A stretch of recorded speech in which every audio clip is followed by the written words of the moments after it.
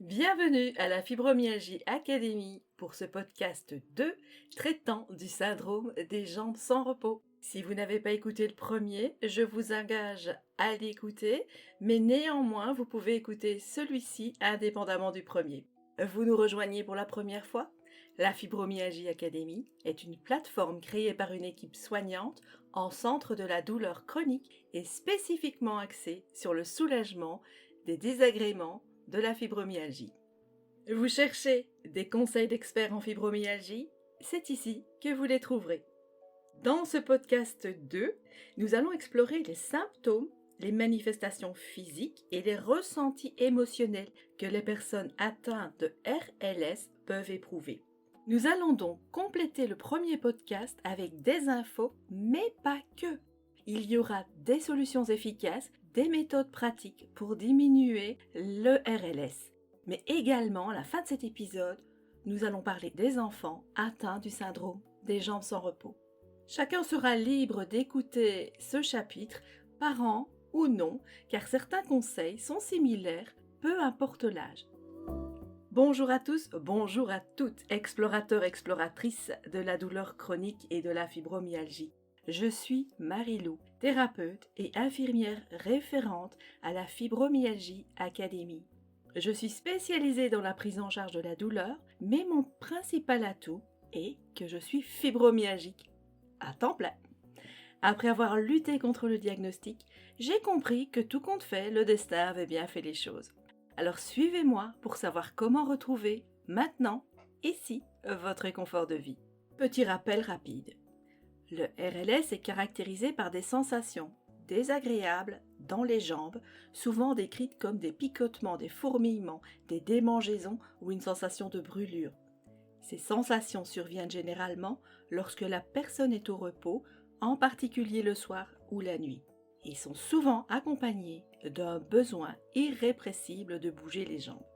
Alors comme je vous le disais dans le podcast 1, tu sais que tu es atteint de syndrome des jambes sans repos si tu maîtrises le moonwalk mieux que Michael Jackson. Je vous l'avais annoncé, on va répondre, ou du moins on va essayer de répondre à la question « Oui, mais pourquoi moi ?» J'avais déjà écopé d'une prison à vie avec la fibro, alors pourquoi un RLS en plus?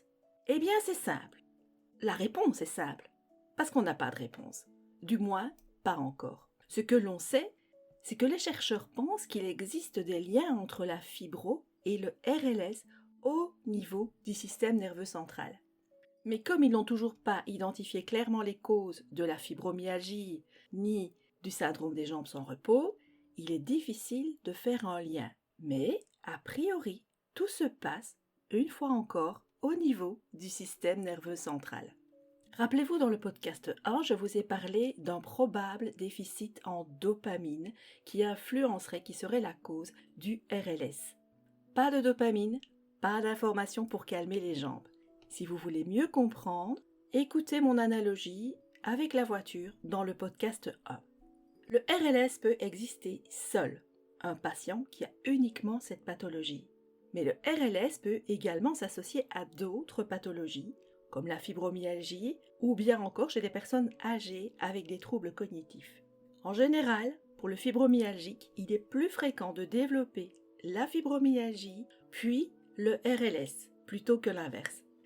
Alors attention, comme la fibromyalgie présente à elle seule des douleurs aux jambes, il n'est pas question de conclure à un RLS sans un diagnostic établi par un neurologue. Ces deux maladies doivent être bien différenciées car le traitement n'est pas le même et le traitement du RLS, souvent à base de dopamine, est lourd de conséquences et d'effets secondaires. Dans tous les cas, une visite chez le neurologue est primordiale. Et si vous pensez avoir des signes qui peuvent ressembler à un RLS, pas de précipitation. On vous a ajouté un questionnaire à remplir afin de préparer votre visite chez le neurologue. On vous l'envoie sur simple demande par mail academy124@gmail.com ou faites-nous un petit coucou dans les commentaires. On a discuté des préliminaires de la visite chez le neurologue dans le premier podcast, alors on passe à la suite. Le neurologue pourrait demander une polysomnographie. C'est une étude du sommeil qui peut mettre en évidence un syndrome des jambes sans repos, en plus d'apnée du sommeil et d'autres pathologies. En plus des recommandations et des prescriptions du neurologue que l'on a vues précédemment, voici les traitements que l'on retrouve dans le traitement du RLS. Je dois tout d'abord vous dire qu'à la fibromyalgie, on comprend et on insiste sur le fait qu'il faut toujours évaluer un traitement médicamenteux possible, selon le degré d'atteinte, que la personne soit atteinte de manière légère ou sévère, mais aussi selon l'équilibre entre le bénéfice attendu d'un médicament et ses effets secondaires. Grosso modo, le traitement n'aggraverait-il pas l'état actuel du patient ? Ici, je fais une petite parenthèse pour vous rappeler que l'automédication est totalement déconseillée, pas uniquement pour le RLS ou la fibromyalgie. Prenez toujours l'avis d'un spécialiste médical. Donc, dans un but d'information uniquement, les molécules les plus utilisées par les neurologues traitent le déficit en dopamine. Ce sont des antiparkinsoniens, mais qui ont des effets secondaires très lourds. Même réflexion pour les autres molécules. On peut utiliser des antiépileptiques, des benzodiazépines et des opéacés. C'est donc bien votre neurologue qui choisira le traitement, qui l'adaptera en fonction de votre pathologie. Mais en toute première intention, sachez que le neurologue prescrira des traitements luttant contre les causes et les facteurs aggravants du RLS, soit du fer, de l'acide folique, du magnésium, de la mélatonine. Mais il y a aussi d'autres petits traitements plus naturels et comme toujours en fin de podcast, je vous donne autant de petits conseils et astuces naturelles pour vous aider à lutter contre les désagréments des jambes sans repos et retrouver une meilleure qualité de sommeil. Mais d'abord, je dois encore vous citer les différentes études et recherches en cours sur le RLS. Bien entendu, les études principales sont des études sur la dopamine. On parlera de la dopamine dans un prochain podcast, car une étude touche à sa fin et les conclusions vont paraître bientôt. Ensuite, il y a des études sur la stimulation du nerf vague, utilisée depuis longtemps pour réduire les crises d'épilepsie. Le nerf vague, qui est le nerf le plus long du corps, relie le cerveau au reste du corps et transmet l'information. Ces études sur le nerf vague pourraient amener des solutions qui pourraient soulager le RLS. Je vous mets les liens, comme d'habitude, en barre d'infos. Les chercheurs testent également des thérapies non médicamenteuses, telles que un dispositif portable compact de stimulation nerveuse non invasive, conçu pour traiter le RLS pendant le sommeil. Alors il y a aussi des recherches sur le rôle que l'épigénétique pourrait jouer dans le développement du RLS. L'épigénétique, c'est l'étude de l'activité des gènes. Les gènes seraient activés ou désactivés selon des facteurs internes et externes comme l'alimentation, l'environnement et la pollution. Alors dans ce cas-ci, les chercheurs étudient comment la carence en fer peut influencer le fonctionnement des gènes et avoir un impact sur le développement des jambes sans repos. Après avoir parlé de la détérioration de la qualité de la vie d'une personne atteinte du syndrome des jambes sans repos, penchons-nous sur ce que ressent une personne atteinte de ce syndrome. La première chose, c'est la frustration. La frustration, c'est la sensation la plus souvent évoquée. Elle succède à l'agacement de ne plus être maître de ses nuits, ni même de ses jours. Certains vont ressentir de l'anxiété ou encore l'impression de ne plus être libre et de se sentir limité, que ce soit pour les tâches quotidiennes, les loisirs, les relations, le boulot. Alors on l'a dit dans le premier podcast, une dépression peut s'installer. Petite parenthèse, je vous l'accorde, elle n'est pas amusante du tout.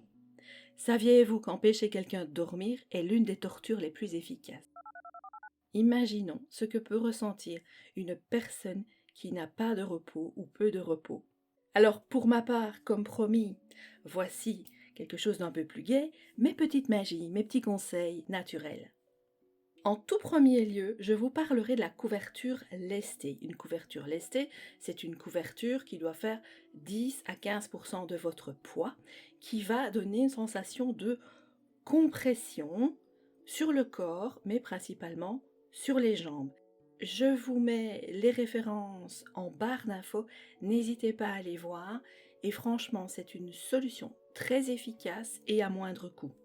Pour ma part, j'utilise une plaque froide, c'est-à-dire une grande poche glacée rectangulaire que l'on met au congélateur et puis que l'on peut mettre sur le matelas en dessous des jambes pendant la nuit. C'est très rafraîchissant, c'est très efficace. Bien entendu, le Vicks. On n'y pense pas souvent, mais le Vicks fait des miracles. Le baume du tigre également, ou bien ma recette du gel froid du podcast 1. Dans le podcast 1, on a parlé de l'aide que pouvaient vous apporter les enfants. Et dans ce podcast-ci, on avait très envie de donner des conseils aux partenaires. Les partenaires se sentent souvent très démunis, très impuissants, alors qu'ils ont un rôle très important à jouer auprès de la personne atteinte. La toute première chose que l'on a envie de conseiller, c'est de reconnaître la souffrance du partenaire. Alors pour cela, le mieux, c'est d'écouter nos podcasts pour comprendre ce que vit votre partenaire au jour le jour. Alors j'en profite pour vous rappeler de liker nos podcasts, de vous abonner, de les partager, enfin, comme d'habitude. Autre conseil pour le partenaire d'un patient atteint de fibromyalgie ou de RLS ou des deux, on vous propose de créer un petit cocon intime le soir, rien que pour vous deux. Alors lors des crises, établissez une routine de détente spécifique pour votre partenaire avant d'aller au lit. Variez les plaisirs avec ces quelques idées originales, rien que pour vous, créez votre petit moment. On peut vous proposer une soirée lecture avec échange de points de vue, un massage des pieds en duo, facile, agréable et souvent très fun, une séance de relaxation en couple. Je vous mettrai des liens vers des applications. Pratiquez ensemble la méditation ou le yoga le soir. Une soirée où chacun fait découvrir ses chansons favorites à l'autre. Une soirée au coin du feu en écoutant un conte pour s'endormir. Alors moi, si je devais choisir, perso, j'aimerais bien un bain chaud en duo. Alors si vous avez de votre côté trouvé des idées innovantes qui vous font du bien et qui pourraient aider la communauté, merci de les partager dans la zone commentaire. Merci pour tous. Alors petit cadeau, parce qu'on vous aime bien et que la Fibromyalgie Academy a décidé de faire le maximum pour vous aider, pour ce podcast, nous avons créé une fiche info qui reprend les points essentiels des méthodes pour soulager efficacement les jambes sans repos et vous soutenir afin de garder ou de retrouver le confort de vie que vous méritez malgré le RLS. Pour l'obtenir, rien de plus simple, vous nous la demandez dans la zone commentaire ou via mail academy124@gmail.com. Alors on vous l'a dit, si vous êtes le parent d'un enfant atteint du syndrome des jambes sans repos, voici quelques conseils qui pourraient vous être utiles. Ces conseils sont également valables en partie pour les adultes atteints du syndrome de jambes sans repos. La première chose que l'on doit vous dire, c'est qu'il faut bien différencier le RLS du TDAH, trouble de déficit de l'attention avec l'hyperactivité.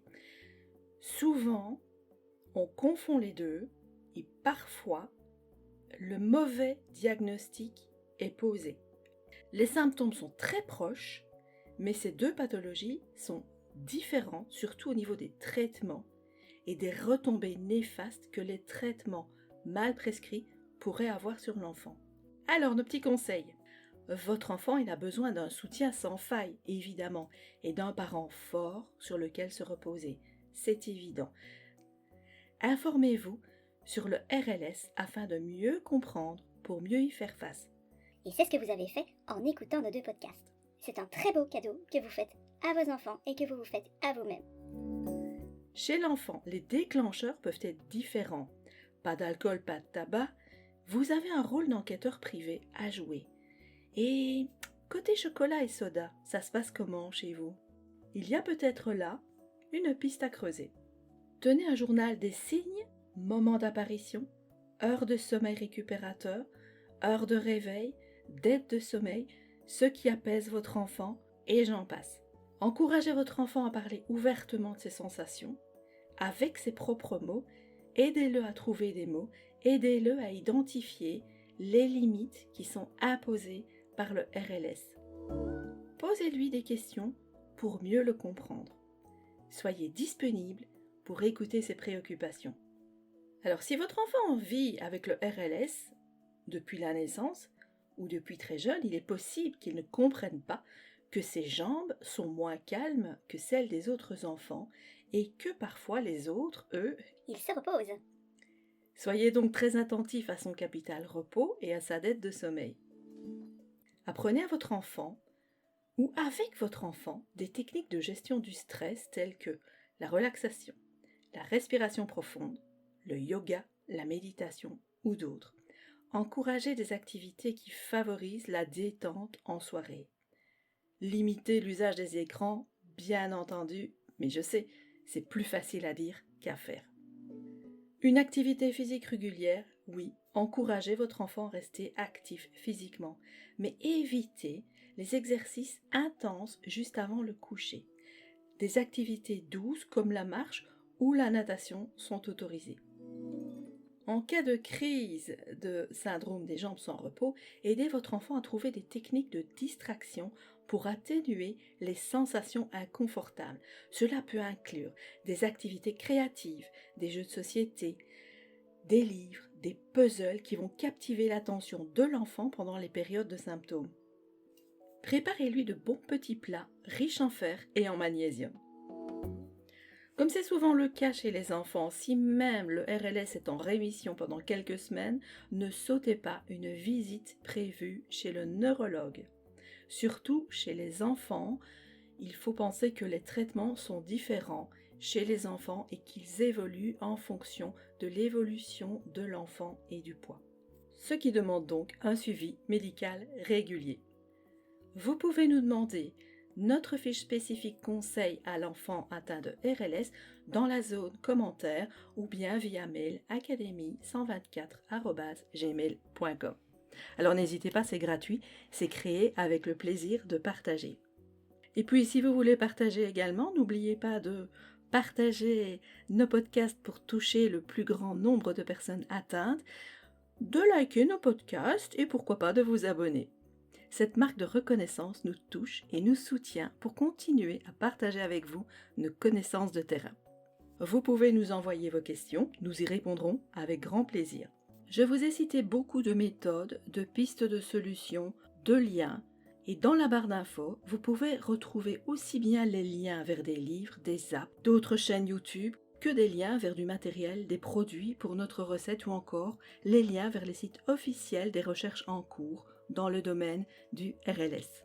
N'hésitez pas à aller fouiller dans notre zone info. Alors je vous dis à très très vite avec le prochain podcast qui sera un outil d'évaluation et d'amélioration du sommeil, un bon complément à ce podcast. Prenez soin de votre fibromyalgie, elle vous le rendra. À bientôt!